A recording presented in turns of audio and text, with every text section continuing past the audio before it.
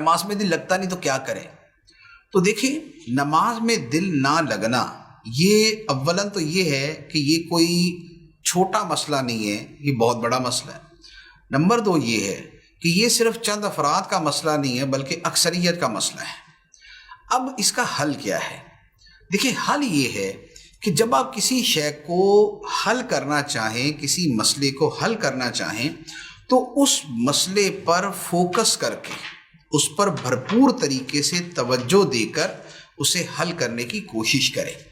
کسی شے کو جتنی ترجیح آپ دیتے ہیں اس کو حل کرنے کے لیے کوشش بھی اتنی کرتے ہیں۔ اگر مثال کے طور پہ ہمارے 200-400 روپے کسی کے پاس پھنسے ہوئے تو ہمیں اتنی پرواہ نہیں ہوگی، ہم کہیں گے چلو یار دے دے گا، ارے نہیں کل نہیں پرسوں دے دے گا، ارے پرسوں نہیں ترسوں دے دے گا۔ لیکن اگر کسی کے پاس ہمارے 4 کروڑ روپے پھنسے ہوئے ہوں تو اب ہم یہ نہیں کہیں گے کہ جناب وہ کوئی بات نہیں ہے، کل نہیں تو پرسوں دے دے گا، پرسوں نہیں تو ترسوں دے، نہ بھی دیا تو خیر ہے۔ پھر نہیں ہو سکتا۔ کیوں؟ اس لیے کہ 4 کروڑ کی ترجیح ہے ہمارے پاس، 4 کروڑ کی قدر و قیمت بہت ہے۔ اب ہم اس کے لیے بھاگ دوڑ کریں گے، اس کے لیے منصوبہ بنائیں گے، سوچیں گے، پلان کریں گے، رابطے کریں گے، اس سے مل، اب یہ سارا کچھ کریں گے۔ اب بات یہ ہے کہ نماز کے اندر توجہ تبھی ملے گی کہ جب نماز کو اہمیت دیں گے اور نماز میں خشوع نہ ہونے پر توجہ دیں گے۔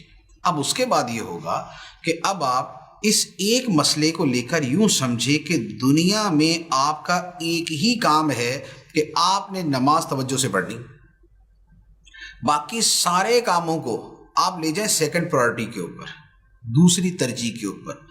پہلی ترجیح جو ہے وہ نماز اور نماز میں خشوع و خضوع اور نماز میں توجہ کو دے دیں۔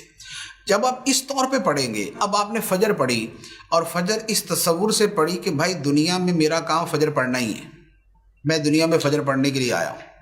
ظہر کی نماز آپ اس طور پہ پڑھیں گے کہ بھائی میرا کاروبار پہلی چیز نہیں ہے، نماز پہلی چیز ہے، کاروبار اس کے بعد ہے میرا۔